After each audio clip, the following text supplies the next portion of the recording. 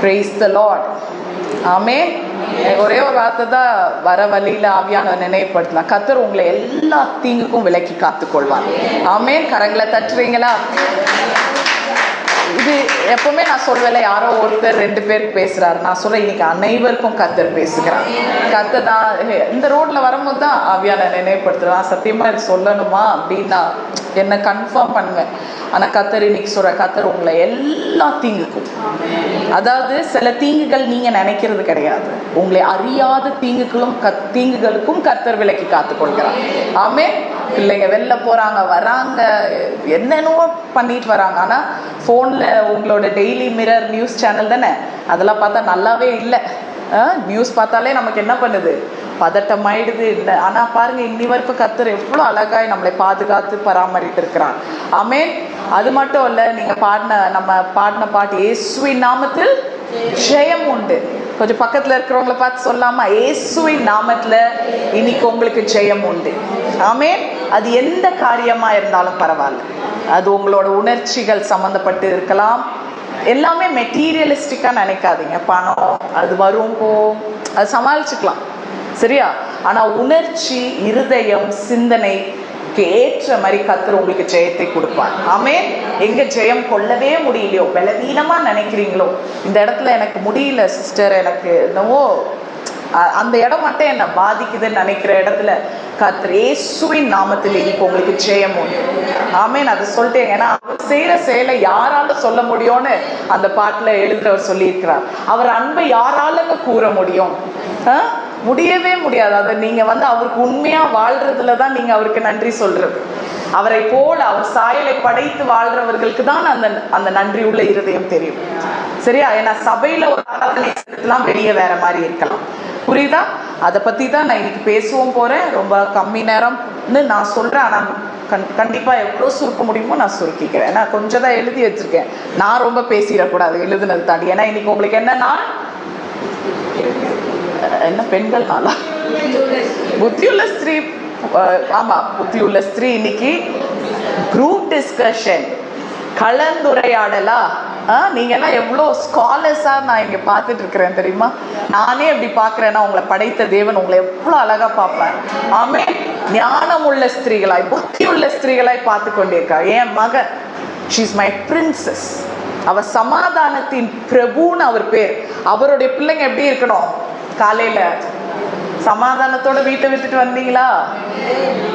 நான் போன் பண்ணி கேட்பேன், நீங்களும் என் வீட்டுல போன் பண்ணி கேளுங்க. நான் மட்டும் சமாதானத்தோட வந்த, யாரோட அப்பா நீங்க, யாரோட பிள்ளை நீங்க, உங்க அப்பா யார் என்பதை அறிந்து ஆராதனை செய்ய வேண்டும். உங்கள் தகப்பன் யார் என்பதை அறிந்து நீங்கள் உங்கள் ஜீவியத்தை வாழ வேண்டும். இதுதான் கிறிஸ்தவ ரட்சிப்பின் ரகசியம், புரியுதா? அவர் யார் என்பதை அறிந்தால் மட்டுமே தான் ஆராதனை ஒழுங்கா வரும். எனக்கு என்ன வேணும், எனக்காக நான் வந்தேன், என் பலவீனத்துக்காக கர்த்தரை ஆராதிச்சேன்னா உங்களுக்கு இருதயத்தின் ஆழத்துல இருந்து ஆராதிக்கவே முடியாது. அவர் யார் என்பதை அறிந்தீர்கள் என்றால் ஆராதனை எப்படி இருக்கும்? பலப்பட்டு இருக்கும், விடுதலையா இருக்கும், டெலிவரன்ஸ் இருக்கும் அங்க. ஆமென். ஸோ நம்ம இன்னைக்கு ஒரு குரூப் டிஸ்கஷனுக்கு நீங்கள்லாம் போகிறதுக்கு முன்னாடி எதை பற்றி நாங்கள் குரூப் டிஸ்கஷன், ஏன்னா போன வாரமே நான் உங்களுக்கு அதை ப்ரீச் பண்ணிட்டேன், தெரியும்ல? 1 சாமுவேலா, ஏன்னா நான் அதுக்கப்புறம் நிறைய மெசேஜ் கொடுத்தேன். இல்லை டேவிட் 30 இல்லையா? சரி சரி, நிறைய ப்ரிப்பேர் பண்ணுவேன்னா எந்த அதிகாரத்தில் இருந்தேன்னு மறந்துடுவேன். சரி, 1 சாமுவேல் 30 இருந்து எப்படி நீங்க யோசிக்கணும், எப்படி நீங்க உணரணும், எப்படி உங்க கிரியை என்பதை நான் சொல்லி, ஒரு சராசரியான மனுஷன் என்ன யோசிக்கிறானோ அதை செய்யறான். ஆனால் ஆவிக்குரிய விஷயத்துல நீங்கள் பிறக்கப்பட்டிருக்கிறீர்கள்.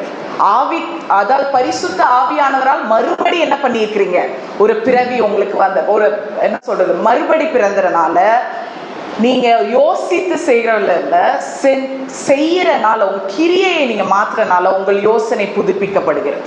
ஆமென். அதை தான் தாவீதை வைத்து பார்த்தோம் இல்லையா? அதை நான் இன்னும் உங்களுக்கு சிம்பிள் ஆக்கணும்னு பார்க்குறேன். ஏன்னா நான் கேள்விப்பட்டேன், என்னோட டிரான்ஸ்லேஷன் இங்கிலீஷ்லேயே யோசிச்சு எழுதுறேன்னா, டிரான்ஸ்லேஷன் தமிழ்ல செந்தமிழ்ல வந்துடுது. ஸோ செந்தமிழ்ல பேசினதும் உங்களுக்கு தமிழும் புரியல, நான் பேசுற இங்கிலீஷும் புரியாம அப்ப பிரசங்கம் எங்க புரியும்? அதனால இன்னைக்கு ரொம்ப ரொம்ப ரொம்ப சிம்பிளா இருக்கணும்னு நான் விசுவாசிக்கிறேன். பரிசுத்த ஆவியானவரே என் வாயை கண்ட்ரோல் பண்ணணும், என் சிந்தனையை கண்ட்ரோல் பண்ணணும். உண்மையாவே கேட்கிறேன். அப்பதான் உங்க இருதயத்துக்கு புரிஞ்சாதான் அது விடுதலை.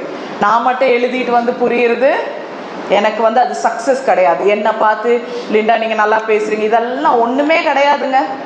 இந்த அவருடைய வார்த்தை இன்னொருத்தவங்களை விடுதலை ஆக்கிச்சா, அவரோட வார்த்தை கிரியை செய்ததா, அவரோட வார்த்தை இல்லாததை உருவாக்கிச்சா, அதுதான் சாட்சி. சரியா? ஸோ அதனால சிம்பிளா இதை ஒரு சின்ன விஷயமா சொல்லிட்டு நம்ம குரூப் டிஸ்கஷனுக்குள்ள போறோம். சரியா?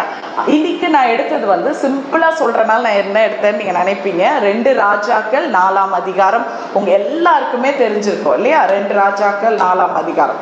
அது போறதுக்கு முன்னாடி 2 ராஜாக்கள் 4ஆம் அதிகாரம் 1லிருந்து 7 வரைக்கும் அது இருக்கும். யாரை பத்தி சொல்லுங்க பார்க்கலாம். டக்குன்னு தெரிஞ்சிருக்குமே. 4ஆம் அதிகாரம்னாலே விதவை இல்லையா? அவ யார்? எலீசா. எலைஷா வந்து எலீசா அவகிட்ட போறா. இதுக்கு முன்னாடி கர்த்தர் எனக்கு இன்னொரு வார்த்தை, இதை சொல்றதுக்கு முன்னாடி இதை நான் சொல்லணும்னு ரொம்ப தீர்மானமா இருந்தேன். ஏன்னா இது வந்து சரி எல்லாரும் அவர் வந்து என்ன பண்றாரு, ரெஸ்பாண்ட் பண்றாரு வேர்டுக்கு. அப்படித்தான் நீங்களும் என்ன பண்ணோம், ரெஸ்பாண்ட் பண்ணோம் இல்லையா? So I am very happy Joel is here in our midst. Joel I am very happy. எல்லாம் கரங்களை தட்டி ஜோயலை வெல்கம் பண்ணலாமா? Yes yes Joel, you can sit down. So எனக்கு ரொம்ப சந்தோஷம். குரூப் டிஸ்கஷன் அதான் புத்தியுள்ள ஸ்திரீல ஒரு கர்த்தர் அவருக்கு வைத்திருக்கிற அழைப்பு பெரிய அழைப்பு. ஆமென்.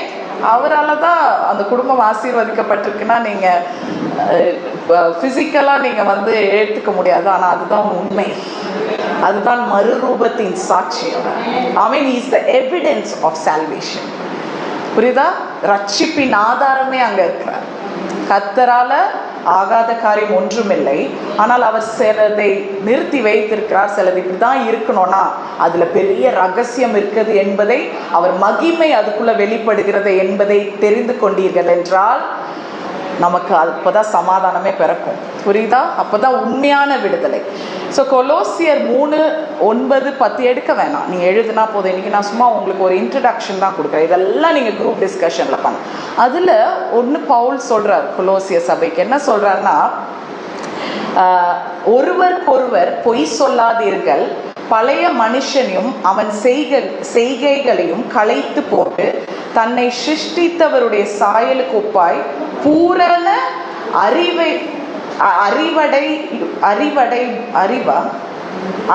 அடையும்படியா. அடேங்கப்பா, இந்த போலத்து ராஜால இருந்து எனக்கு வர முடியல சிஸ்டர். நானும் தப்பா தான் வாசிச்சுட்டு இருக்கேன். அறிவு அடையும்படி கொஞ்சம் பிரிச்சு எழுதி கொடுத்துருந்தாதான் என்னங்க இந்த மாதிரி ஆட்கள். புதிதாக்கப்பட்ட புதிய மனுஷனை தரித்து கொண்டீர்களே. இதுக்கு முன்ன வசனம் வாசிச்சிங்கன்னா ரொம்ப பயங்கரமா இருக்கும். அவ்வளோ பொல்லாப்பு குணங்களும் அதுல எழுதப்பட்டிருக்கும். ஒரு தீய ஒரு வழக்க ஈவில், அதாவது எவ்வளோ விக்கெட் பிஹேவியர்ஸ் எல்லாமே இதுக்கு 7 அதெல்லாம் வாசிச்சிங்கன்னா உங்களுக்கே தலை சுத்துரும். அவ்வளவும் யாருக்குள்ள இருக்குன்னா ஒரு மனுஷனுக்குள்ள இருக்கலாம். புரியுதா? நம்ம பார்க்குறோம்ல, அதை வாசிப்போம், யாரை பற்றியோ பேசிட்டு இருக்கிறாங்க, நம்மளை பற்றி தான் பேசுகிறேன், நம்ம பெருமை அருமைகளை தான் பேசுகிறேன். இது அவ்வளவும் நமக்குள்ளே இருக்குது. அது போட முடியுமா? அந்த 7 மட்டும் சும்மா அவங்க பார்க்கட்டும், திறந்துக்கிட்டு இருக்க வேணாம். பயங்கரமான குணங்கள் அதுக்கா கோபம், மூர்க்கம், பொறாமை, வாயில தூஷணம், வம்பு வார்த்தை. எப்படி சூப்பரா எழுதிக்கா, வம்பு வார்த்தையா. ஒருத்தங்க நல்லா இருந்தாலும் அவங்க வாயை புடுங்கிறது. நல்லா போயிட்டு இருப்பாங்க, சும்மானா கூப்பிட்டு என்ன பண்றது, வம்பு இழுக்கிறேன்னு சொல்லி அதை பெருசாக்குறது. இதுக்கு முன்னாடியும் நிறையா இருக்கும். பட் இவ்வளோ குணங்களுக்கெல்லாம் தகப்பன் யார் தெரியுமா? பிதா யார் தெரியுமா? இப்போ 9 நீங்க வாசிச்சதான் பொய். சொல்லுங்க. எஸ், பொய் தான். அதாவது ஆதி பாவத்துக்கே என்னாச்சு? ஒரு மூல காரணம் என்னதான்? அந்த சர்ப்பம் சொன்ன ஒரு பொய் தான். நீ இதை சாப்பிட்டா நீ சாவா. அவன் சொன்னா இதை சாப்பிட்டு நான் ஆண்டவர் மாதிரி ஆகக்கூடாதுன்னு அவர் என்ன பண்ணியிருக்காரு, சாப்பிட்டா நீ சாவ மாட்ட. ஒரு வேர்டை தான் அவன் என்ன பண்ணான், பொய் சொன்னான். ஸோ பொய் என்பது ரொம்ப கவனமா நம்ம வாழ்க்கையில பார்க்க வேண்டியது புத்தி உள்ள ஸ்திரீகளை. ஏன் உங்களுக்கு இதை சொல்றேன்னா, பிசாசு என்ன பண்ணுவானா, பொய்ய ரொம்ப அசிங்கமா காமிக்க மாட்டான், அவமானமா காமிக்க மாட்டான். பொய்ய உங்களுக்கு ரொம்ப ஈஸியா காமிப்பான். எப்படி ஈஸியா இருக்கும் அப்படி என்றால், அந்த ஒரு பொய்ய அவனால அதுக்கு ஒரு நோக்கத்தையும் கொடுக்க முடியுமா? புரியுதா? கர்த்தருடைய வார்த்தை எடுத்தே ட்விஸ்ட் பண்றவன் தான் யாரு? பிசாசு. அப்போ உங்க நோக்கத்தை திசை திருப்புறது தான் என்னது? பொய். கர்த்தர் உங்களுக்காக ஒரு வாழ்க்கையில ஒரு நோக்கத்தை வச்சுட்டு இருக்கிறாரு. அந்த நோக்கத்துல இருந்து அப்படி திசை திருப்பி உங்களை வேற வழியில நடத்திட்டு போறான் பாருங்க, அதுதான் பொய். அதனாலதான் இயேசுவே சொல்றான், பொய்க்கு பிதா பயங்கரமான. எல்லா பாவமும் எங்க ஆரம்பிக்குது இன்னைக்கு உங்களுக்கு தெரிஞ்சிருக்கணும். பொய். சில நேரம் நம்ம வீட்டுல நினைக்கிறோம், பிள்ளைங்களை ஏமாத்துறதுக்காக ஏதாவது ஒரு பொய் சொல்லிட்டு வந்துடும்ல. சரி, நான் வாங்கி தந்துடுறேன், இல்லை இது இருக்கு, இது இல்லாதனாலதான் செய்ய முடியல. நான் உங்களுக்கு இன்னைக்கு கற்றுக் கொடுக்கலாம். இந்த சின்ன சின்ன பொய்களை கூட நம்ம என்ன பண்ண போறோம், இன்னையில இருந்து நிறுத்த போறோம். ஏன்னா சின்ன சின்ன பொய்கள் என்ன ஆகும்னா, அது என்ன சொல்ற, நாள் போக்குல என்ன ஆயிடும்னா, அது நம்மளோட குணமாவே மாறிடும். சிலவங்க பார்த்துருக்கீங்களா, ரொம்ப நார்மலா பொய் சொல்லுவாங்க தைரியமா. அவங்க வாழ்க்கையே எப்படி இருக்கும், லைஃப் ஸ்டைல், அவங்களுக்கு அது தப்புனே கூட தெரியாது. அதுல ஒத்துக்க மாட்டாங்க, பிடிவாதமா நிற்பாங்க. பாத்தீங்களா, நான் பிடிச்ச முயலுக்கு அதுதான் பொய்ன்ற. இந்த விஷயம் நம்ம செய்யறோம்.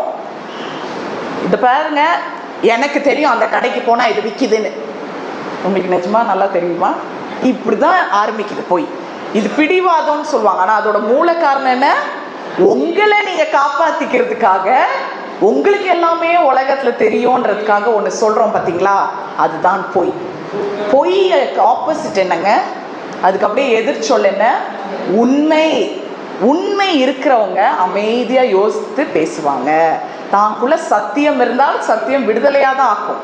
பொய் இருந்தா என்ன பண்ணும்? உங்களை கட்டுக்குள்ளதான் வைக்கும். எவ்வளோக்கு எவ்வளோ நம் நாவு பொய் சொல்லுகிறதோ, பழைய மனுஷன் உங்களுக்குள்ள உட்கார்ந்துட்டு இருக்கிறான்னு இன்னும் பவுல் எழுதிருக்கு. நீங்க எல்லாம் ரட்சிக்கப்பட்டு பல வருஷம் ஆகுதா? நான் ரட்சிக்கப்பட்டே பல வருஷம் ஆகுது. ஆனால் இந்த உள்ளான மனுஷன் இருக்கான் பாருங்க, ஓல்டு மேன் போட்டிருக்குது இங்கிலீஷ்ல, சரியா? அவன் யாரா? ஓல்டு மேன் வயசான ஆள் தான் நீங்க யோசிச்சுட்டீங்க பாருங்க. எங்க போட்டிருக்கு? ஒருவருக்கு ஒரு பழைய மனுஷன். இங்க தமிழ்ல எப்படி போட்டிருக்கு? பழைய மனுஷனை இன்னைக்கு நீ எடுத்துட்டு, இன்னைக்கு நீங்க யாரை போட்டுட்டு போறீங்க? புதிய மனுஷனை. இல்ல சிஸ்டர், நான் போட்டுதான் சிஸ்டர் இருக்கேன். இல்லைன்னா எப்படி சிஸ்டர் சால்வேஷனா நான் டெபோரா ஃபெலோஷிப் வருவேனா? இல்ல சிஸ்டர், ஓல்டு மேன் அப்பப்போ உங்களுக்கு என்ன பண்றாரு? அவர் இன்ட்ரடியூஸ் ஆயிட்டே இருக்கிறாரு, நார்மலைஸ் பண்றாரு. முக்கியமா ரட்சிக்கப்பட்டு ஆண்டவருக்குள்ள ஆவியில வளர்ந்தவங்க கிட்ட தான் யார் வந்துட்டு போறா? பழைய. அந்த மனுஷனுக்கு அறிவே இல்லைன்னீங்கள, அந்த மாதிரி இந்த ஊர்ல மனுஷன்றது நிறைய சொல்வீங்க தானே? அந்த மாதிரி இங்க எழுதி இருக்கு டிரான்ஸ்லேஷன். இந்த பழைய மனுஷன் உங்க உயிரை வாங்கிட்டு தான் இருக்கான். டெய்லி ஏதோ ஒரு ரீதியில வாங்குறான். நம்ம நினைச்சிட்டு இருக்கோம், இல்ல நான் பெர்ஃபெக்டா இருக்கிறேன்னு சொல்றவங்களே காலி. நான் கர்த்தருக்குள்ள எனக்கு சிஸ்டர் இந்த மாதிரிலாம் எனக்கு இல்லை சிஸ்டர்னு சொல்லிட்டீங்கன்னா, கர்த்தர்கிட்டயோ இல்லை, சாரி ஜெபத்திலையோ இல்லை உங்க குடும்பத்துல அப்படி இல்லைன்னு சொல்லிட்டாலே நீங்க ஏதோ மறைக்கிறீங்கன்னு அர்த்தம் பெருசா. புரியுதா? இன்னைக்கு இந்த புதிய மனுஷனை, பழைய மனுஷனை கழட்டிட்டு புதிய மனுஷனை நீ என்ன பண்ணு, போட்டுக்கோன்றாரு. பட் அதுல ஒரு முக்கியமான விஷயம் பாருங்க, தன்னை சிருஷ்டித்தவருடைய சாயலுக்கு ஒப்பாய் பூரண அறிவை அடையும்படி புதிதாக்கப்பட்ட புதிய மனுஷன். இந்த புதிய மனுஷன் லேசா வரலங்க நம்ம வாழ்க்கையில. எப்படி வராரு? புதிதாக்கப்படல, உங்களை சிருஷ்டித்தவருடைய சாயல் அந்த புதிய மனுஷனுக்குள்ள இருக்கிறது. ஆமென். இன்னைக்கு நீங்க ரட்சிக்கப்பட்டு இங்க உட்கார்ந்துட்டு இருக்கிறதுக்கு ஒரே காரணம், கர்த்தரை மறுபடி ஆராதித்து அவருக்குள்ள ஆவிக்குரிய விஷயத்துல நடக்கிற ஒரே காரணம் என்ன தெரியுமா? உங்களோட சிருஷ்டி தேவன் இன்னும் உங்களுக்குள்ள இருக்கிறார். அவர் இல்லைன்னா நம்மளால ஒண்ணுமே செய்ய முடியாது. அந்த நிலைமைக்கு நம்ம வந்துடணும். கர்த்தர் இல்லாமல் என்னால ஒரு ஸ்டெப் ஒரு மூவ் எடுக்க முடியாதுன்றதுக்கு வரணும். அதுக்கு பேர் தான் நான் தாழ்மை என்று கற்றுக் கொடுத்தேன். போன தடவை ஃப்ரைடே நான் ஜெபிக்கும் போது நான் தாழ்மையும் கீழ்ப்படிதல் சொன்னேன். ஹோலி ஸ்பிரிட் பேசும்போது, என்னைக்கு உங்களுக்கு தாழ்மை வருதோ அப்ப என்ன பண்ணுவீங்க? எனக்கு கர்த்தர் இல்லாம எதுவுமே செய்ய முடியாது. என்னுடைய தாளந்தோ, என்னுடைய படிப்போ, என்னுடைய வசதியோ, என்னோட இதை எதுவுமே நம்ம பேச முடியாது. புரியுதா? அந்த பேச்சே போயிடும். ஆக்சுவலா இதுதான் தாழ்மை. கர்த்தர் ஆவிக்குரிய பிள்ளைகளுக்கு அது கர்த்தர் தருகிறார். நான் இப்படி வளர்ந்தேன், என் பேரண்ட்ஸ் வந்து பெரிய ஊழியக்காரங்க, நான் ரெவரண்ட் ஹென்றி ஜோசப் பேத்தி. எத்தனை வாட்டி கேட்டிருக்கீங்க? நான் வந்து அது ஏதாவது ஒரு சாட்சியாக சொல்லுவேன். வரவங்க போகிறாங்கிட்ட சொல்லுவாங்க, அவங்க தான் எங்கேருந்து வந்தீங்கன்னு கேட்டு ஏதாவது அந்த பூர்வீகத்தை அறிஞ்சு சொல்லுவாங்க. சொல்லி என்ன பிரயோஜனம்? நீ யார் கர்த்தருக்குள்ள? அவர் சிருஷ்டித்த தேவன், அவர் சாயல் உனக்குள்ள இருக்குதா? ஆனாலும் பாருங்களேன், நான் உங்களை தூங்க வச்சிருக்கிறேன் காலையில. அந்த வெயில்ல 10 நிமிஷம் தான் இருக்கு, 11 மணிக்கு பயங்கரமா இங்க வேர்த்து ஒழுகுது எனக்கு. எப்படிங்க தூங்குறீங்க? எனக்கு அதை கத்து கொடுங்க. இன்னைக்கு அந்த ஒரு சீக்ரெட் ரகசியத்தை பாஸ்டரும் போராடுறாரு போல. சண்டே எழுப்பி விடுங்கலாம் சொல்லிடுறாரு. நீங்க ஒரு நாள் நான் உங்க எல்லாருக்கும் என்ன தெரியுமா பண்ண போறேன், அடுத்த குரூப் டிஸ்கஷன் ஒவ்வொருத்தவங்க திவ்யா நான் ஆகஸ்ட்ல இல்லைன்னா ஒவ்வொருத்தவங்க இங்க ப்ரீச் பண்ணுவாங்க. அவங்க இங்க இருந்து பார்க்கும்போது உங்க முன்னாடி யாராவது தூங்கிட்டு இருந்தா ஆவியானவர் எப்படி கிரியை செய்வாருன்னு நீங்க பாருங்க. எங்களுக்குள்ள நாங்க போராடுறோம். ஒரு பாரத்தை தூக்கிட்டு வந்து உங்க நன்மைக்காக நாங்க இதை என்ன பண்றோம், கொடுக்கிறோம். இங்க விடுதலை வரும். செல்ஃபிஷா இருந்தா நாங்களே என்ன பண்ணுவோம், இதை தெரிஞ்சுட்டு ரகசியத்தை வச்சுட்டு வாழ்ந்துருவோம். ஒருத்தவங்க பிரியாணி எடுத்துட்டு வந்து பரிமாறும் போது தூங்குனீங்கன்னா அவங்களுக்கு பரிமாற தோணுமா? மூடி ஃப்ரிட்ஜில் வச்சுட்டு நீங்கள் ஏழுன பிறகு தின்னுக்கோங்க, சாப்பிட்டுக்கோங்கன்னு சொல்லுவோம்ல. தூங்காதீங்கங்க. சரியா? சரி, தூங்க வைக்கல உங்களை, நான் தூங்க வைக்காம நான் வேற எக்ஸாம்பிளுக்கு வரேன். Hello, hi, good morning. இன்னைக்கு விடிஞ்சிருச்சு. இன்னைக்கு ஜூன் 3ஆம் தேதி. இன்னைக்கு எங்கள் அண்ணனோட பிறந்த நாள். ஆக்சுவலாக 2 பேரும் ஒரே நாளில் பிறந்திருக்கணும். அது மிஸ் ஆகி அவரு, அதாவது அண்ணன் வந்து தங்கச்சிக்கு அப்புறம் பிறந்திருக்கிறாரு. பார்த்தீங்களா? 3 வருஷம் கழிச்சு என் பர்த்டே தாண்டி பிறந்திருக்கிறார். பெரிய போராட்டம் என் குடும்பத்தில். ஏன்னா என் பர்த்டேக்கு அப்போ அவரும் சிரிச்சிட்டாங்க. பார்த்தீங்களா? எனக்கு உங்களை எழுப்ப தெரியும், சிரிப்பு காமிக்க தெரியும். பட் இப்படி பண்ணிட்டே இருந்தா வார்த்தைக்கு போக முடியுமா? ஸோ புதிய மனுஷன் என்னன்னா, இப்போ வந்து சாரி போட்டிருக்கேன் இல்லையா, சாரி போட்டுட்டு வரேன். இப்போ நீங்களும் நிறைய பேர் அங்கே சாரி போடும் போது நம்ம எப்படி நடப்போம் ஒரு லேடிஸா? ஒரு மாதிரி அதுக்குன்னு ஒரு நடை வந்துடும், அதுக்குன்னு ஒரு பாஸ்டர் இருக்கும்.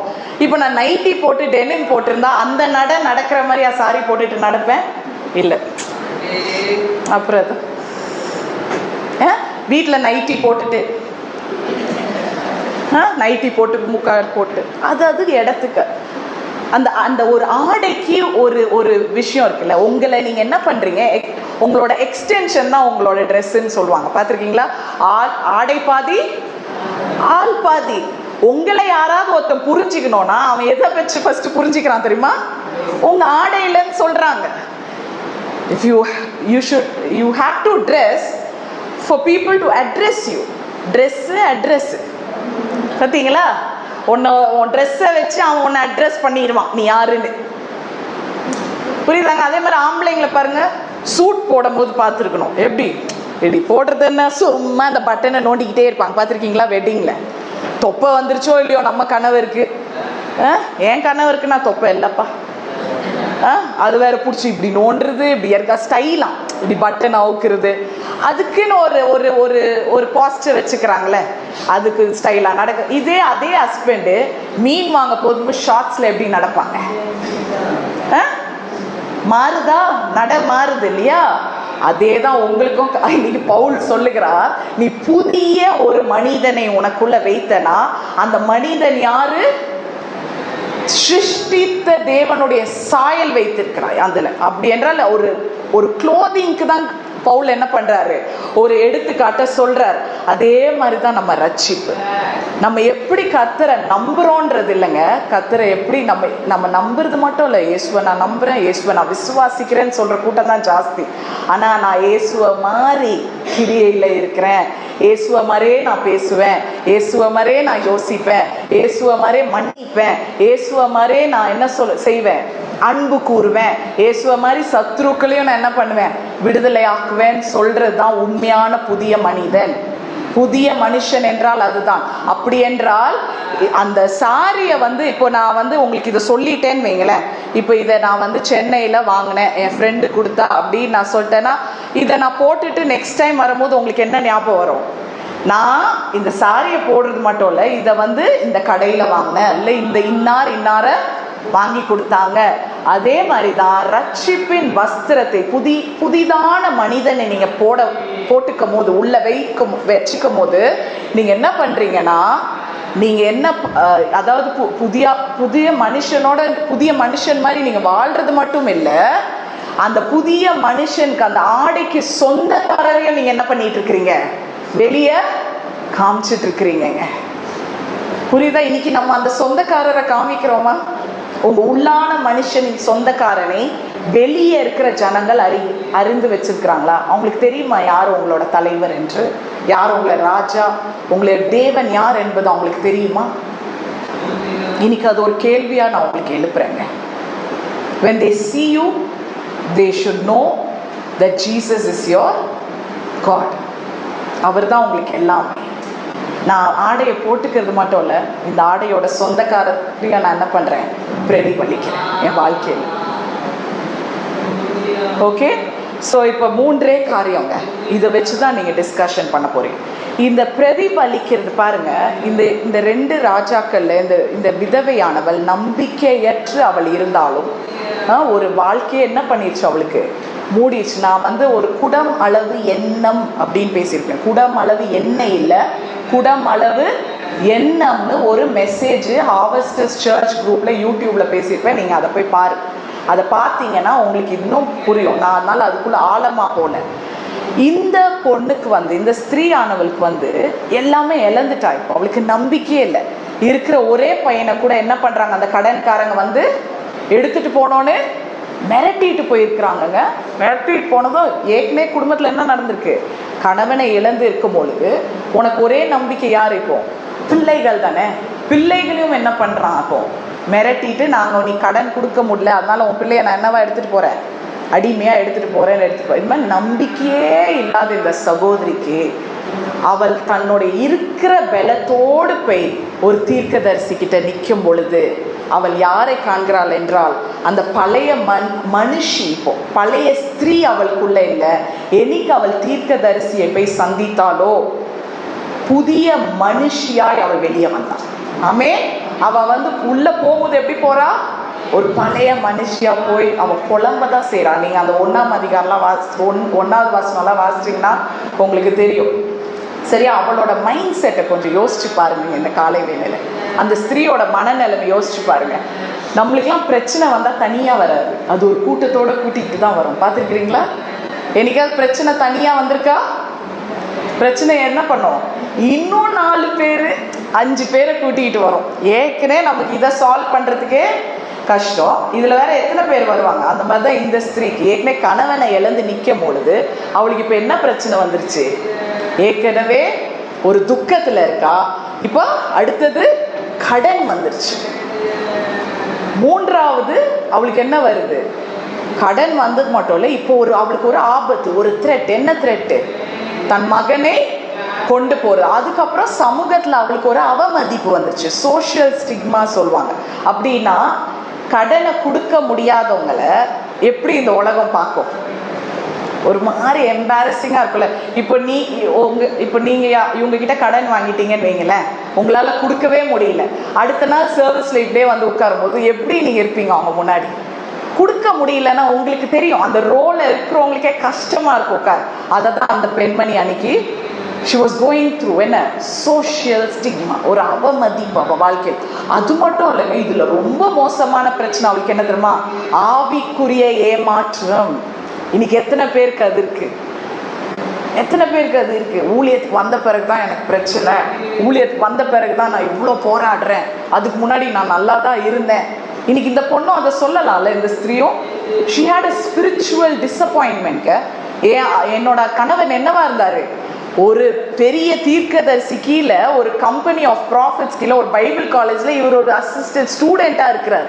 இன்னும் கொஞ்ச நாள்ல அவர் டிகிரி எடுத்திருந்தானா அவர் அடுத்த தீர்க்கதரிசி. இப்போ அவளுக்கு என்ன பிரச்சனையும் இருக்கு, ஆவிக்குரிய இதுவும் இருக்குது, ஏமாற்றம். ஆனா இதுல ஒரு நல்ல விஷயம் என்னன்னா, கர்த்தருடைய வார்த்தையை அவ பிடிச்சுக்கிட்டாங்க. எவ்வளோ பலவீனப்பட்டு இருந்த ஸ்திரீ என்ன பண்ணா, அவளுக்கு முடியல தான், அவ என்ன பண்ணிக்கலாம், இந்த பிரச்சனையோட அமைதியா வீட்டுக்கு ஒரு காலையில எலிஷா சாரி அந்த அந்த கட்டிடத்துக்கு போறா. எங்க ஸ்கூல்னு சொல்லுவாங்கல்ல, ஸ்கூல் ஆஃப் ப்ராஃபிட்ஸ். அங்க போய் நிக்கிறா.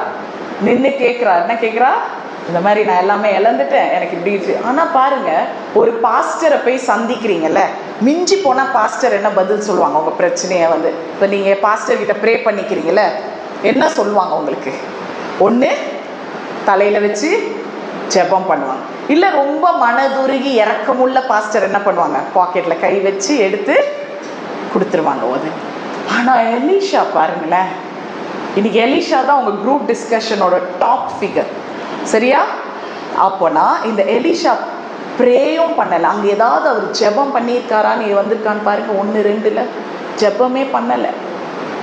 அப்புறம் கையில இருந்து எடுத்து ஏதாவது உதவி செய்தாரா? உங்ககிட்ட தானே சார் படிச்சாரு, இப்ப செத்துட்டாரு, உடனே உதவி செய்ய, இப்ப கடன் வேற வந்துச்சு, பிள்ளை கொடுக்கவும் இல்லை. அதுக்கு பதிலாக எலிஷா ஒண்ணு பண்ணாருங்க. என்ன பண்ணாரு? 2 கேள்வி கேட்டாரு.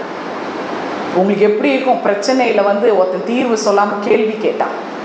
ஆனா என்னைக்கு இருக்கிற அந்த எவ்வளோ பாடுகள் மத்தியிலும் அந்த உங்களோட முடிந்த அளவுக்கு அந்த பலத்தை எடுத்துட்டு ஆலயத்துக்கு நீங்க வரும் பொழுது கர்த்தர் இங்க உங்களுக்கு 2 கேள்வி எழுப்புவார். அந்த எழுப்பின கேள்வியிலே கர்த்தர் உங்களுக்கு விடுதலையும் வைத்திருக்கிறார். ஆமென். அந்த விடுதலை டெம்பரரி இல்ல, உங்க ஆயுசு நாட்களுக்கும் அது தீர்வு. அதுதான் கர்த்தருடைய வார்த்தை. எவ்வளவு முடியலனாலும் ஒரு பிரச்சனை இல்லை சிஸ்டர் லிண்டா, அந்த பிரச்சனையோட 5 சேர்ந்து வருது என் வாழ்க்கையில. அதனால்தான் சிஸ்டர் எனக்கு வர முடியல. எப்போ நான் போன் பண்ணி ஏன் வரலனாலும் ஏதாவது ஒண்ணு சொல்லுவாங்க. இனியில இருந்து அந்த பழக்கம் வேண்டாம், அந்த எக்ஸ்கியூஸ் வேணாம்.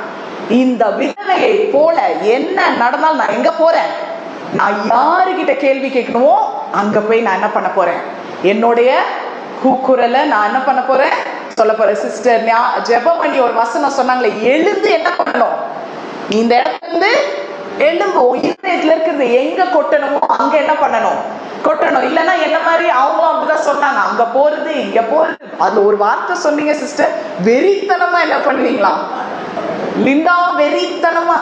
அதாவது என்னோட சந்தோஷத்துக்கு சென்னையில என்னெல்லாம் பண்ண முடியுமோ நான் பண்ணிடுவேன். இதெல்லாம் தேவையா? இது விடுதலை ஆக்குமா? இல்ல. எந்த இடத்துக்கு போய் நிக்கிறியோ அங்கதான் விடுதலை உனக்கு. ஆமென். இன்னைக்கு அந்த தீர்க்கதரிசின்னு போய் நிக்கிறா எலிஷா நான் சொல்லிட்டு இருக்கேனே, அதை எப்படி ஒப்பிடணும்? கர்த்தருடைய வார்த்தை. கர்த்தருடைய வார்த்தை தான் இயேசு கிறிஸ்து.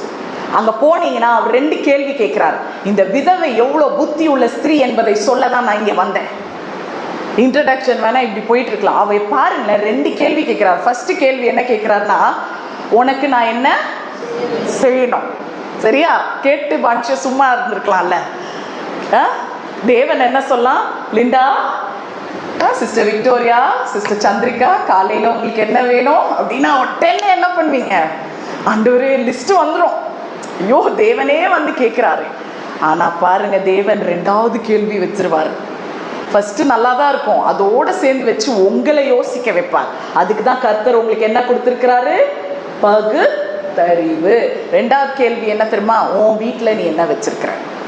2வது கேள்வி பாருங்க, 1ஆம் வசனமா 2வது வசனமா, உன் வீட்டுல நீ என்ன வச்சிருக்க. 2 கேள்வி. முதல் கேள்வி என்ன ஆண்டவர் கேட்கிறாரு, இன்னைக்கு காலையில உனக்கு என்ன வேணும் கேட்டுட்டு ஆண்டவர் சும்மா இல்ல. 2வது கேள்வி என்ன கேட்கிறாரு, உன் வீட்டுல நீ என்ன வச்சிருக்கிற. ஆனா இந்த புத்தி உள்ள ஸ்திரீ, இந்த விதவை இருந்தாலே அவளை மாதிரி இருக்கணும் நீங்க, அவளோட குணாதிசயங்கள் உங்களுக்கு வரணும்னு நான் சொல்றேன். என்ன தெரியுமா சொன்னா, என் வீட்டுல என்ன இருக்கு, ஒண்ணுமே இல்ல, ஆனால் ஒரு குடம் அளவுல கொஞ்சோண்டு என்ன இருக்கு.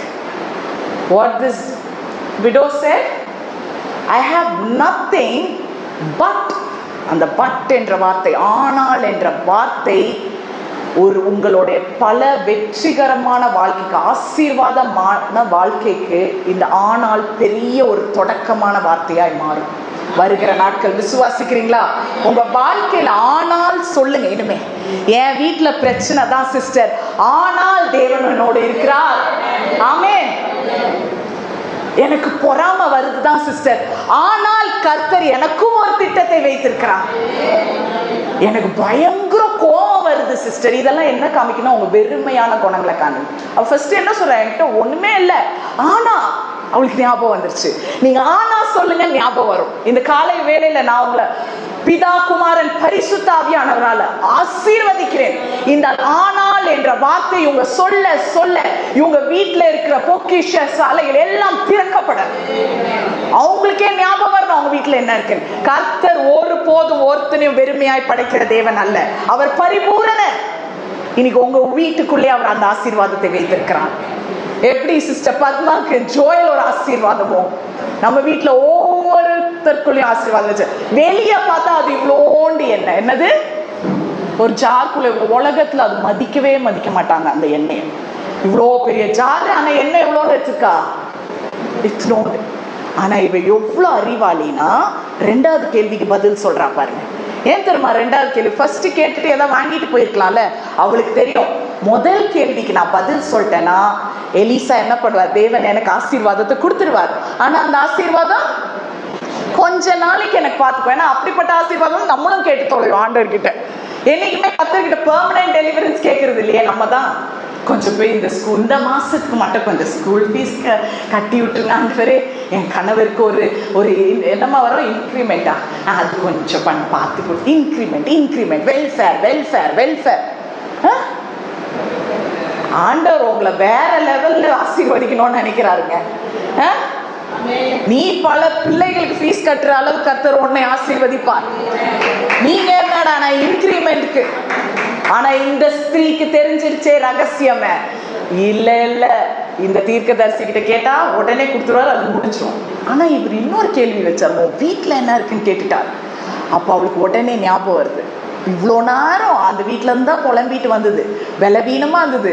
கிச்சனுக்கு போய் அவ அந்த எண்ணெயை பார்த்துருப்பாளா, எண்ணெய் பாட்டில பார்த்துருக்கவே மாட்டான்.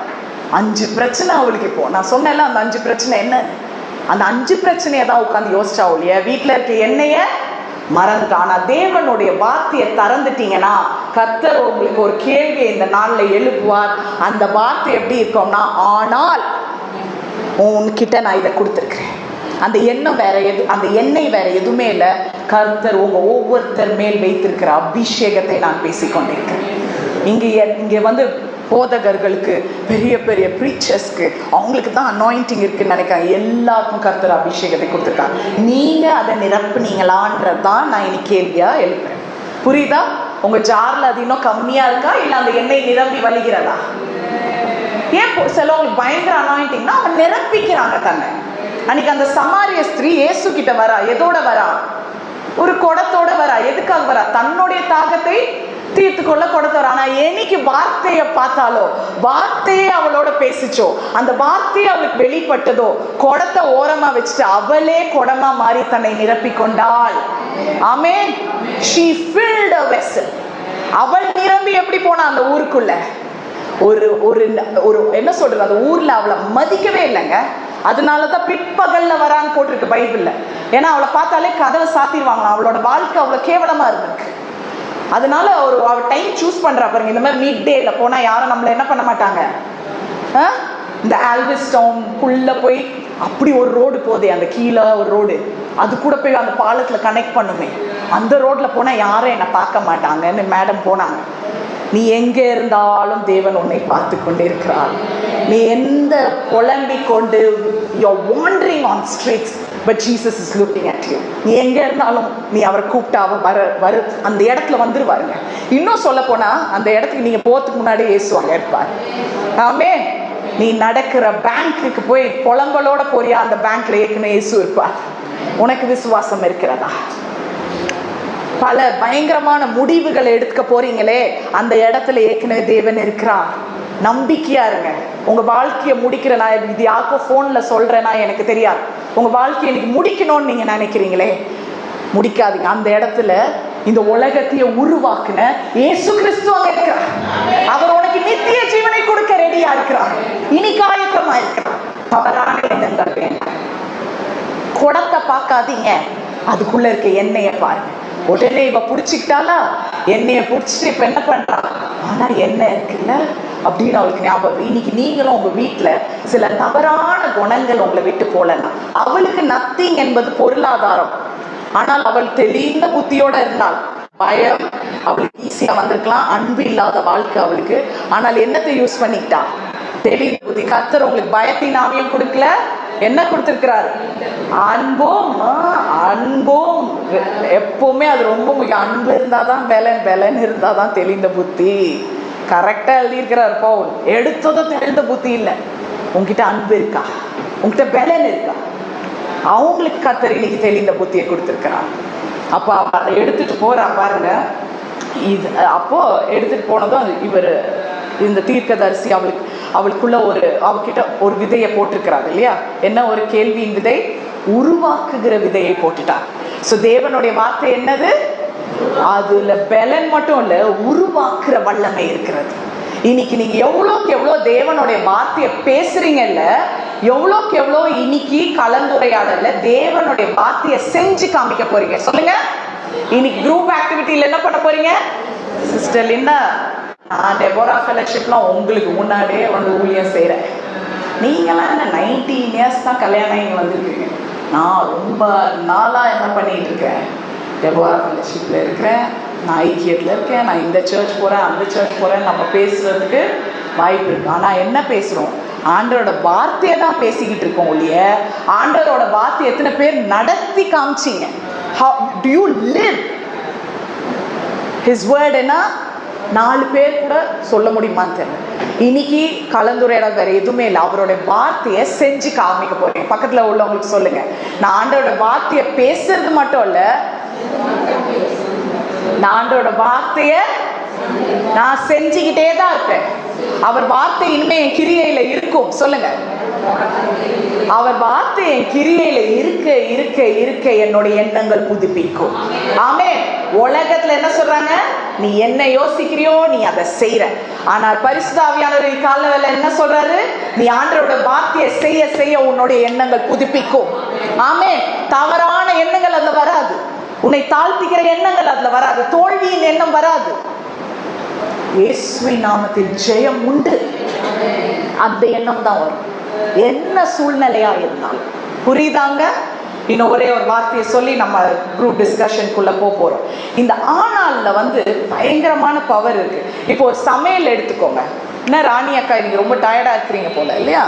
பரவாயில்ல, அதுக்குதான் வீட்டுல ரெஸ்ட் எடுக்கிற நேரத்துல ரெஸ்ட் எடுக்கணும். சரி, இங்க பாருங்க, ஒரு சமையல் எடுத்துக்கிட்டீங்கன்னா அதுக்கு முதல்ல ரெசிபி பார்க்கறதுக்கு இந்த யூடியூப்லலாம் சொல்றாங்களே, ஃபர்ஸ்ட் என்ன சொல்லுவாங்க? அதுக்கு தேவையான பொருட்கள், இங்கிலீஷ்ல இன்கிரீடியன்ஸ் சொல்லுவாங்க.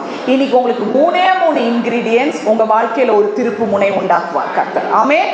இந்த 3 இன்கிரீடியன்ஸ், இந்த 3 தேவையான பொருட்களை கரெக்டா அதன் அளவுல நீங்க போட்டீங்க என்றால் உங்கள் வாழ்க்கையில கர்த்தர் திருப்பு முனையை ஸ்டார்ட் பண்றார். ஆமென். அந்த பாதைக்குள்ள உங்களை நடத்துறார். ஆனா கரெக்டா அந்த 3ஐயும் நீங்க போடுறீங்களான்றதுதான் முக்கியம். சரியா? இன்னைக்கு அந்த 3 ஏற்கனவே போன வாரம் சொல்லி கொடுத்தேன். என்னது? உன்னுடைய கிரியை, உன்னுடைய உணர்ச்சி, உன்னுடைய எண்ணம். உன்னுடைய எண்ணம், உணர்ச்சி, கிரியை கிடையாது. அதை விட்டுருங்க. என்ன இல்ல, உணர்ச்சியில ஸ்டார்ட் பண்ணாதீங்க. பயத்துல ஸ்டார்ட் பண்ணீங்கன்னா கிரியையில தப்பு பண்ணிடுவீங்க. கிரியையில தப்பு பண்ணா எண்ணத்துல தோல்வி அடைஞ்சவங்களா இருப்பீங்க. சோ அதனால இன்னைக்கு ஆவியானவர் நமக்கு என்ன கத்துக் கொடுக்கிறார் என்றால், விசுவாசத்தின் படிதான் இனி நடக்க வேண்டும். இல்லைனாலும் இருக்கிற மாதிரிதான் நீங்க நடக்க போறீங்க. எனக்கு பயமே இல்லைனாலும் தைரியமா நடக்க, பயங்கர பயந்தாங்கோலியா நீங்க இருந்தாலும் தைரியமா நடக்க போறீங்க. பயங்கர பொறாமை உள்ளவர்களா உங்க குணம் இருந்தா கூட, இல்ல நான் பாராட்ட போறேன், இனிமே யாரை பார்த்தாலும் நீங்க நல்லா இருக்கிறீங்க, இந்த வயசுல நீங்க இவ்வளவு சாதிச்சது ரொம்ப சந்தோஷமா இருக்கு, எனக்கு பெருமையா இருக்குன்னு உங்க வாயால சொல்லி பாருங்க. உங்க சிந்தனை புதுப்பிக்கப்படும். இததான் ஆவியானவர் சொல்லுகிறார். இவ ஒண்ணுமே இல்லாம போனா, ஆனா அவ கிரியை எப்படி தெரியுமா மேற்கொண்டால்? முதல்ல எப்படி தெரியுமா பண்ணா? ஆண்டோட வார்த்தையை தேடி போயிட்டான். எங்கேயும் போல, எங்கேயும் சுற்றி தெரியல. எங்க பிரச்சனையோ எங்க அங்கதான் தீர்வு இருக்குன்னு அவளுக்கு தெரியும். அந்த இடத்துக்கு அவ போனா. 2வது என்ன பண்ணா? ஆண்டவரோட பாட் அவளுக்கு வாழ்க்கையில இப்ப தெரிஞ்சிச்சு. கர்த்தரோட இந்த 3 இன்கிரீடியன்ஸ் என்னன்னு ஃபர்ஸ்ட் சொல்லிடுறேன். முதல் இன்கிரீடியன்ட், முதல் தேவையான பொருட்கள் என்ன தெரியுமா?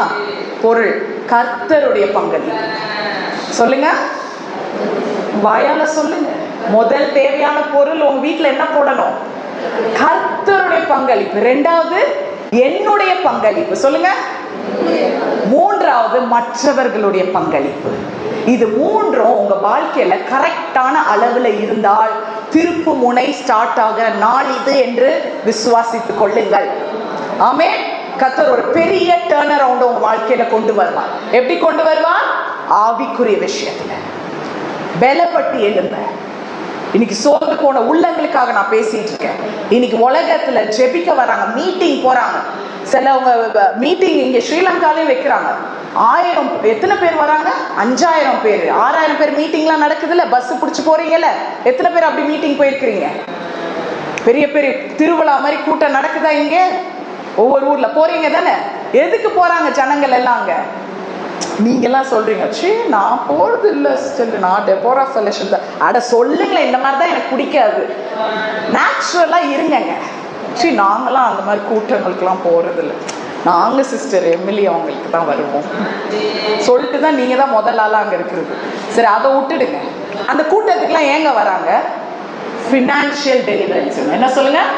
பொருளாதார விடுதலை வேணும், இல்ல என்ன வேணும்?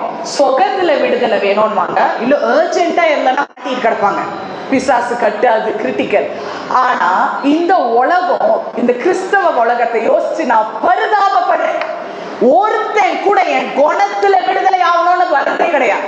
ஒத்துக்கிறீங்களா இல்லையா?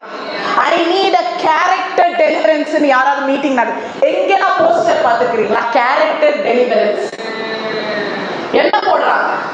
Financial healing deliverance, financial deliverance.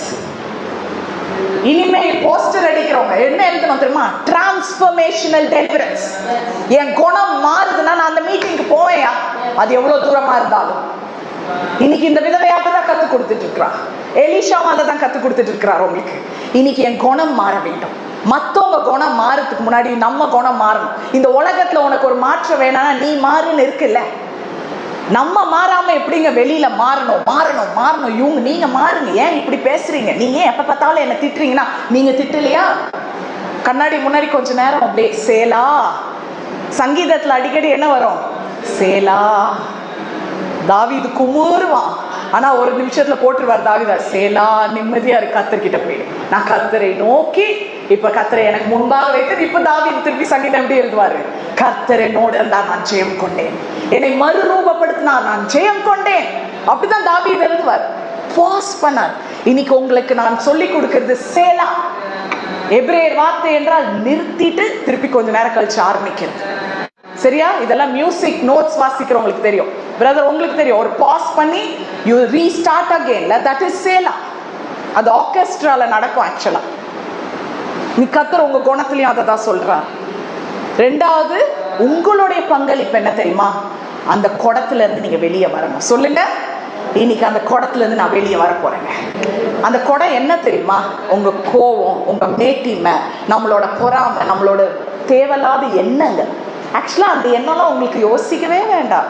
மற்ற ஊரா வீட்டு பிரச்சனையெல்லாம் எடுத்து இவ்வளோ பெரிய குடமாக்குனனால என்ன ஆயிடுச்சு?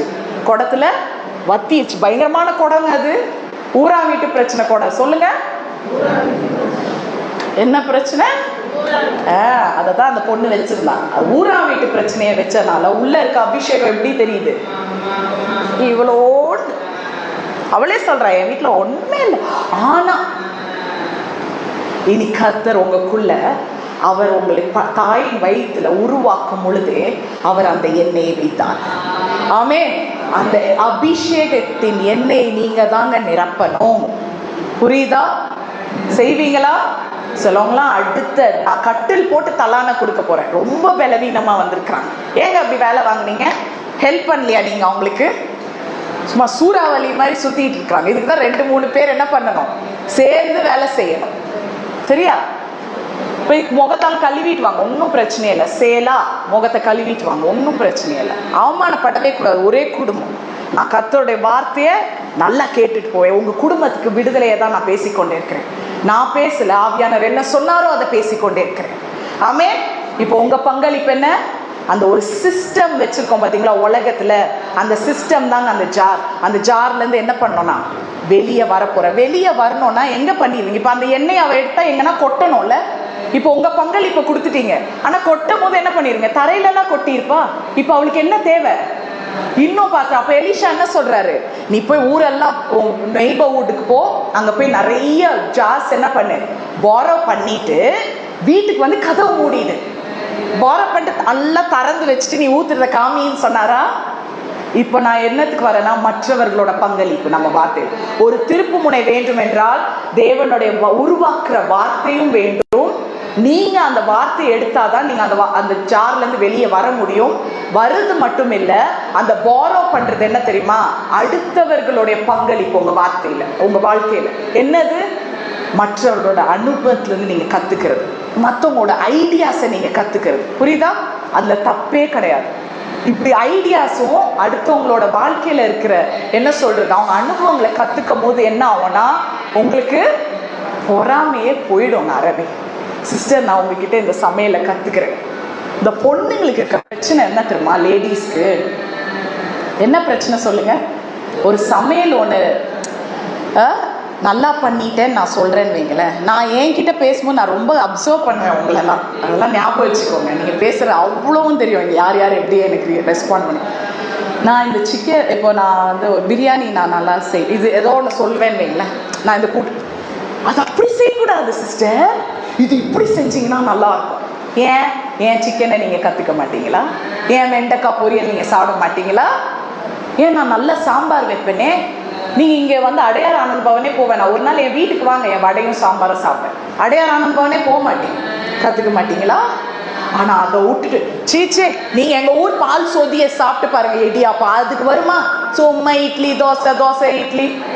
நீங்க மட்டும் என்ன ஸ்பெகட்டியா சாப்பிட்டு இருக்கீங்க? இடியாப்போ ஆப்பா விட்டா இடியாப்போ, ஆப்பத்தையும் தொட மாட்டீங்களே. ஆவுன கடையில போய் என்ன வாங்கிட்டு இருக்கிறீங்க? உடம்புக்கு நல்லதே இல்லாத பானை வாங்குறீங்க. பான் நல்லதாமா? அவ்வளவுதான், வயிற்றுல போய் ரப்பர் மாதிரி ஒட்டிக்கும், பிளாஸ்டிக் மாதிரி ஒட்டிக்கும். பானும் உங்க ரொட்டி மாவு இருக்குல்ல, அந்த ரொட்டி மாவு என்ன தெரியுமா, மைதான்னு சொல்லுவோம் நாங்க. அது வந்து உண்மையான கோதுமை மாவு இல்லை, அது புரியுதா, வெள்ளை மாவுல செய்யுங்களே ரொட்டி, போய் வயிற்றுல பிளாஸ்டிக் மாதிரி ஒட்டிக்கும். என் பையனுக்கு ஆனால் அதுதான் இஷ்டம். நான் அதனால எப்பனா அங்கே போனால் தான் கொடுக்க சொல்லுவேன். என் வீட்டில் ஒரு நாளும் நான் ரொட்டி செய்யறதே கிடையாது. தெரியும் அதோட விளைவுகள். ஒருத்தர் கிட்ட இருந்து என்ன பண்ணணும், ஒருவருக்கொருவர் என்ன பண்ணணும், பொய் சொல்லாதீங்க, ஒருவருக்கொருவர் உண்மையை பேசுங்கன்னு பவுல் சொல்றார் காலையில். ஒருவருக்கொருவர் கிட்ட இருந்து என்ன பண்ணுங்க, கற்றுக்கொள்ளுங்க. நீங்க உங்க மேன்மையை பாராட்டுறதை இன்னையோட என்ன பண்ண போறோம், நிறுத்த போறோம். அது மட்டும் இல்ல, அடுத்தவங்களோட பாட்டில் அது மட்டும் வரல. இப்ப என்ன பண்றாங்கன்னா, அவ அந்த பாரோ பண்ணும் போது அவ என்ன பண்றா, அடுத்தவங்களோட ஐடியாஸ் எடுக்கிறது மட்டும் இல்ல, அவளுக்கு எல்லாமே அவ வாழ்க்கையில இருந்திருக்கலாங்க, அவ வாழ்க்கையில எல்லாமே இழந்திருக்கலாம்.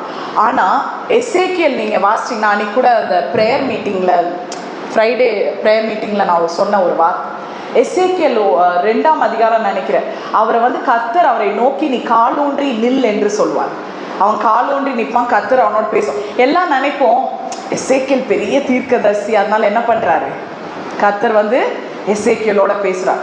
ஆனா அந்த எசேக்கியேல் 2ஆம் அதிகாரம் வாசிக்கும் மூலம் 1 கடைசி வசனம் வாசிங்கன்னா, அவர் என்ன பண்றாராம், தன்னை முகம் குப்புற விழுந்து தேவன்கிட்ட என்ன பண்ணாராம், விழுந்து ஆராதிச்சார்.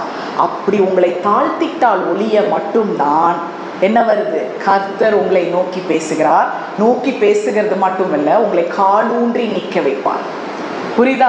இவ எல்லாமே இழந்துட்டா. ஆனா இவ கிட்ட இருந்த ஒரே விஷயம் என்ன, நல்ல விஷயம் தெரியுமா, கீழ்ப்படிதலும் தாழ்மை. இன்னைக்கு இந்த 3 விஷயத்தை தான் நம்ம இப்ப என்ன பண்ண போறோம், குரூப் டிஸ்கஷன் பண்ண போறோம். என்னது, ஆண்டவருடைய பங்களிப்பு, என்னுடைய பங்களிப்பு, மற்றவர்களுடைய பங்களிப்பு. ஆனா கதவை பூட்டிக்கோ, ஜார வாங்கு, ஆனா என்ன பண்ணிக்கோ, கதவை பூட்டிக்கோ. முடிச்சுட்டேன் ஆல்மோஸ்ட், சரியா? ஏன் கதவை பூட்ட சொல்ல, நீ என்னதான் மற்றவங்க கிட்ட இருந்து அனுபவங்களை பெற்றுக்கொண்டாலும், மற்றவர்கள் ஒரு போதகர்கள் கிட்ட இருந்து நீ என்ன பண்ணு, பிரசங்கத்தை கத்துக்கோ, வார்த்தையை கத்துக்கோ, வெளிப்பட. ஆனா அவங்கள மாதிரி என்ன பண்ணக்கூடாது, இமிட்டேட் பண்ணக்கூடாது. உனக்குன்னு ஒரு தனித்துவத்தை கொடுத்துருக்கிறேன், அதுக்கு தான் கதவை மூட சொன்னார். கதவை மூடிட்டு நீ என்ன பண்ணணும், நீயும் தேவனும் ஐடியாஸை பாரோ பண்றதோட அவ்வளவுதான். நீங்க என்ன பண்ணணும், உங்களுக்கும் தேவனுக்கு. அப்போதான் கர்த்தர் உங்கள் மேல் வைத்திருக்கிற அந்த தனித்துவமான விசேஷித்தமான அபிஷேகத்தை நிரப்புவார். ஆமென். ஸோ இன்னைக்கு நான் 2 ஆக்டிவிட்டி கொண்டு வந்திருக்கேன். சரியா? குரூப் டிஸ்கஷன்னா என்ன பண்ணுவீங்க? 3 பேர் எல்லாம் 3 குரூப்பாக லொலான்னு பேசிட்டு லாஸ்ட்ல வருவீங்களே. இந்த தடவை நீங்க கொஞ்சம் எழுந்து செய்ய போறீங்க. அவ்வளவுதான். என்ன செய்ய போறீங்க? யோசிச்சு நடக்கிறவங்கள நான் நடக்கிறதே, நான் வாழ்றதே, நான் செய்யறதையே நான் மாத்திட்டேன்னா, என்னோட குணத்தையே மாத்திட்டேன்னா, எனக்கு மட்டும் நான் சமாதானம் இல்லை, என்னை சந்திக்கிறவர்களுக்கும் நான் என்னது ஒரு சமாதானமா இருப்பேன். அது மட்டும் இல்லை, நான் என்னோட கிரியை தைரியமான கிரியை, விசுவாசத்தின் கிரியையாவே நான் மாத்திட்டேன்னா, என்னை சந்திக்கிற பலவீனமானவர்கள், பயத்துல இருக்கிறவங்களுக்கு நான் என்னவா இருப்பேன்? ஒரு விசுவாசத்தின் வீரனா இருப்பேன் அவங்க லைஃப்ல. I will set an example. So நீங்க என்ன பண்ண போறீங்க? இன்னைக்கு கிரியையை எடுத்து உங்கள் சிந்தனையை புதுப்பிக்க போறீங்க, கிரியையை நடப்பிக்க போறீங்க. ஸோ இதெல்லாமே இப்போ நான் பார்க்க போறது எல்லாமே ஆக்ஷன். சொல்லுங்க, நாங்க இன்னைக்கு எழுப்பி ஆக்ஷன் செய்ய போறோம். சொல்லுங்க திருப்பி. பத்தல. முதலாவது கண்களை 2 நிமிஷம் மூடுங்க. ஏன்னா நம்ம பந்திக்கு நம்ம போயிட்டு நம்ம பந்தியில் கலந்து கொண்ட பிறகுதான் நம்ம குரூப் ஆக்டிவிட்டி போக போகிறோம். இன்னைக்கு பந்திக்கு வரும்போதெல்லாம் கர்த்தர் ஒன்று நம்மளை ஞாபகப்படுத்துறாரு. என்ன சொல்றார்? நான் உங்களுக்காக மரித்ததை, என் சரீரத்தையும் என் ரத்தத்தையும் நினைவு கூறுங்கன்றார். இதை நினைவு கூறி இதை எடுக்கும் பொழுது நம்மளை மறுரூபப்படுத்த வேண்டும். நம்ம கிட்ட இருக்கிற அந்த தவறான ஒரு குடம் வீட்டில் வச்சிருக்கிறோம்ல, அதுக்குள்ள உங்க அபிஷேக வளர விடாம ஒன்று வச்சிருக்கீங்களே, இன்னைக்கு அந்த குடம் என்னன்னு நீங்களே உங்களை ஆராய்ந்து பாருங்க. ஏன்னா நீங்க இந்த முன்னாடி எடுக்கும் போது அந்த குடத்துல இருந்து இன்னைக்கு நீங்க வெளியே வர போறீங்க. வெளியே வந்தாலும் கர்த்தர் உங்களுக்கு ஒரு நல்ல செய்தியை சொல்றார். நீங்க வெளியே விழப்போறதுல உன் அபிஷேகத்தை பெருக பண்ண போகிறீங்க. உனக்கு மற்றவர்கள் கிட்ட இருந்து அந்த என்ன சொல்ல போற அந்த அபிஷேகத்தை வளர்த்து எடுக்கிற குணங்களை நான் இன்னைக்கு உனக்கு தர வல்லவராயிருக்கிறேன் என்று கர்த்தர் சொல்கிறார். இன்னைக்கு அந்த ஜார் என்ன, அந்த குடம் அளவு எண்ணெயா வைத்து அந்த குடத்தை இன்னைக்கு நம்ம உடைச்சிட்டு தாங்க போகணும். You're going to change your behavior. இவ்வளோ நாள் நான் ஒரு மாதிரி என் குணம் நான் இருந்திருக்கேன், நான் இப்படிதான் பேசுவேன். இன்னைக்கு நீங்க உங்க பேசுறதே மாத்த போறீங்க. நீங்க அடுத்தவங்க கிட்ட கவனிக்கிறீங்களா, ஒருத்தவங்களோட பிரச்சனையை லிசன் பண்றீங்களா, அதையே நீங்க இன்னைக்கு மாத்த போறீங்க. இன்னும் கொஞ்சம் எக்ஸ்ட்ரா டைம் கொடுத்து அவங்கள கவனித்து நீங்க பேச போறீங்க. உடனே பேசுறது இந்த உலகத்துல என்ன அடுத்தவங்க சொல்ல வராங்கன்னே கேட்கறது இல்லை. கண்களை மூடி ஆராய்ந்து பாருங்க, என்ன பார்க்காதீங்க. இன்னைக்கு எல்லாருக்கும் இந்த பிரச்சனை இருக்கு. ஒருத்தவங்க பேசுறதுக்குள்ள அதுக்கு மேல பேசுறது, அவங்க என்ன சொல்லி முடிச்சாங்க ஃபுல் ஸ்டாப். ஏங்க, ஒரு எல்கேஜி பிள்ளையே ஒரு சென்டென்ஸ் எழுதும் போது தொடக்கத்துல கேபிட்டல் லெட்டர் போட்டு முடிக்கும் போது முற்றுப்புள்ளி வைப்பான், ஃபுல் ஸ்டாப். ஆனா நீங்களும் நானும் ஒருத்தவங்க ஒரு காரியத்தை சொன்னா முழுசா கேட்கறதே கிடையாது. அதுக்குள்ள நீங்க ஒண்ணு பேசி அவங்க ஒண்ணு சொல்ல வர்றத கேட்காம உங்க கிரியும் மாறாம அவங்க கிரியும் நஷ்டப்படுத்தி கடைசியில சிந்தனை சிதைக்கப்படுகிறது. இன்னைக்கு என்னுடைய கிரியை மாற்றுகிற ஒரு நாள். இன்னைக்கு புத்தி உள்ள ஸ்திரீயாய் நான் இந்த ஸ்திரீ கிட்ட இருந்து நான் கத்துக்கிறேன், எலிஷா கிட்ட இருந்து நான் கத்துக்கிற ஒரே விஷயம், தேவனுடைய வார்த்தை இல்லாத காரியத்திலும் பட் என்ற ஆனால் என்ற ஒரு விஷயத்தை அவர் வைத்திருக்கிறார். அந்த ஆனால் சாதாரணதில்ல, பெருக பண்றது, உங்களை உருவாக்குகிறது, டு எஸ்டாப்ளிஷ், டு சஸ்டெயின். இனி கர்த்தர் உங்களுக்கு அதை பேசிக்கொண்டிருக்கிறார். இந்த பயபக்தியோட, இந்த ஒரு மறுரூபத்தோட நீங்க இந்த பந்தியில கலந்துக்க வேண்டுமாய் கேட்டுக்கொள்கிறேன்.